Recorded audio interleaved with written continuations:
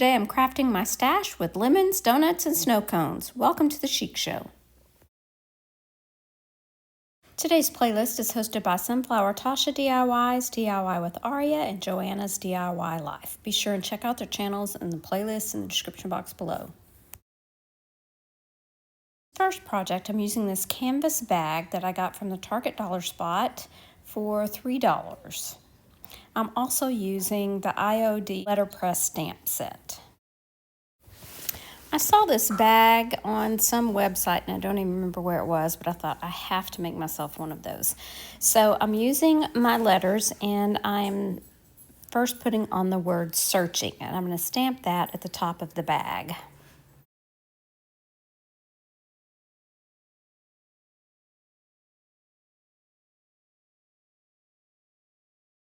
The next set of letters will say for sunshine, but I only have one letter of each, so I'm having to add a couple of those in separately.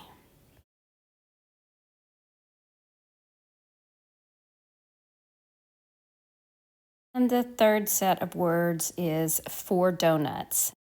I will heat set these letters with my iron so that they will be washable.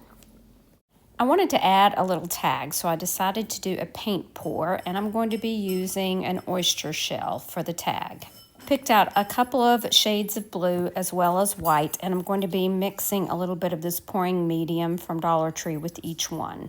I don't know if they still have this or not, but it works really well. Anything I have poured with it has turned out great.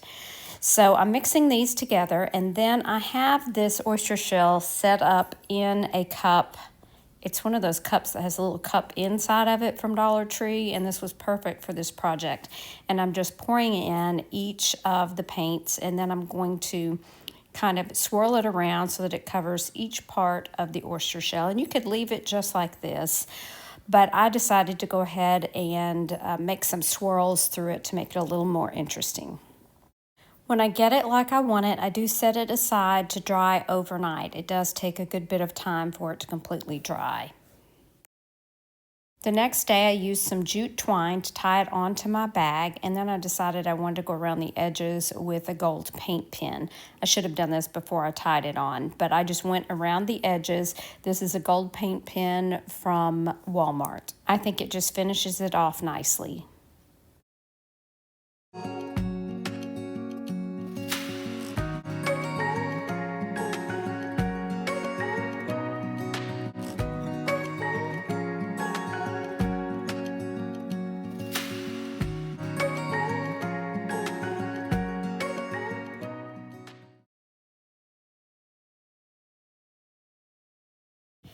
This is a piece of wood from Dollar Tree, and I had some leftover milk paint that I wanted to use up, so I painted it with that. And now I'm just painting the opposite side with Waverly chalk paint in ink.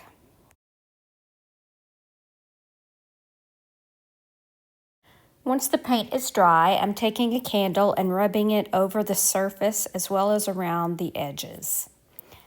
The next coat of paint that I put on will now be kind of chippy and worn look because the paint won't actually adhere to the wax.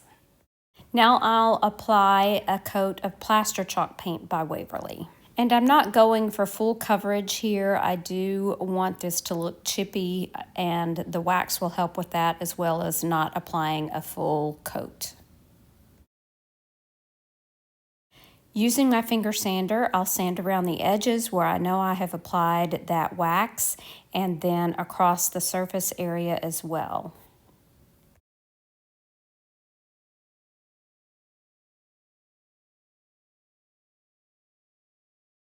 I printed off this picture of a snow cone so that I could trace it onto my surface, and I'm also going to be using these letterpress stamps from IOD.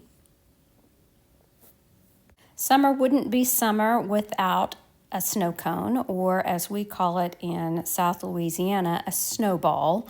And yes, I know this is not how you spell snow, but in the South, this is the way we spell snowball. I'm using some graphite paper to put underneath my snow cone so that I can have the image transferred to the wood.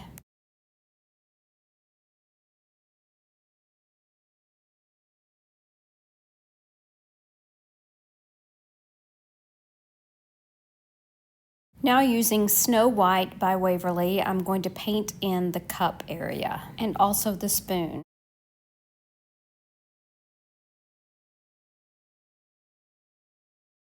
Now I'm going to define that cup a little bit more using a Sharpie, and I'm not even really going over it very heavy, just kind of shadowing the sides.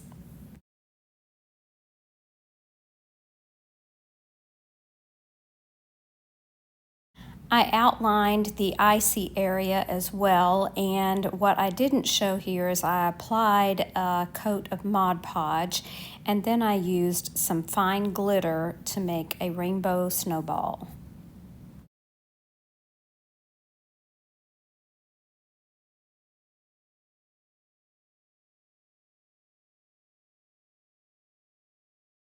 I tapped off the excess, and then I went over it with some white glitter. Are these considered snow cones or snowballs in your area? I would love to know.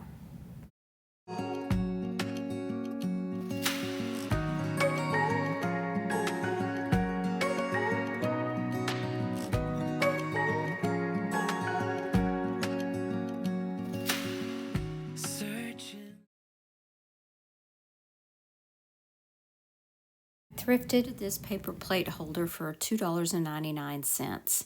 I hated to paint over the hand painting, but I wanted it to match my aesthetic, so I painted it with Moss by Waverly. And yes, more IOD transfers. While they are a splurge, you're getting many pages with the ability to make numerous projects, so I find it's definitely worth the money, and they are all absolutely beautiful. I picked out the sections that I wanted on both sides, and I cut them to fit.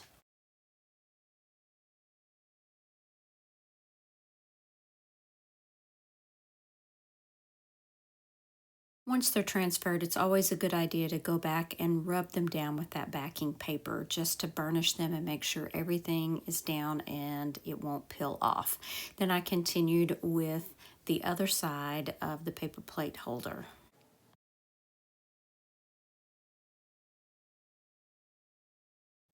Once they were transferred, I added some yellow plates and dinner was served.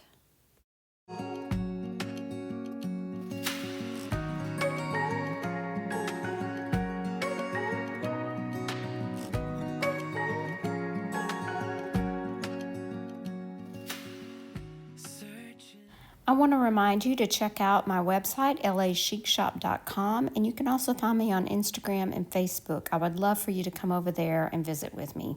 Thanks again to our host. Make sure to check them out and the playlist. If you need more inspiration, I recommend this video right here. Thanks so much for watching. Remember to share the chic. Bye now.